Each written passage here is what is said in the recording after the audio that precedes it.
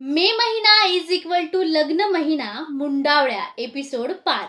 मुंडावळ्या का बांधल्या जातात? पूर्वीच्या काळी जास्त काही फॅशन नव्हती, त्यांची ती एक फॅशन असेल म्हणून कदाचित मुंडावळ्या बांधल्या जात असतील.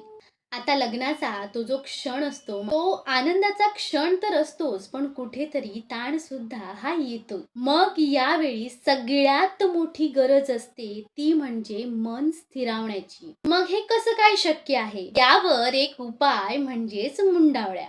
आता हे कसं काय? इथे कपाळाच्या मधोमध असतो तो आपला तिसरा डोळा म्हणजेच आज्ञाचक्र. मुंडावळ्या अगदी तिथेच बांधल्या जातात आणि ते अगदी संवेदनशील स्थान आहे.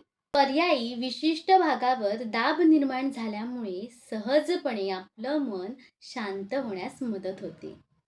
मुंडावळ्या बांधण्यामागे आता एवढंच कारण नाहीये बरं का.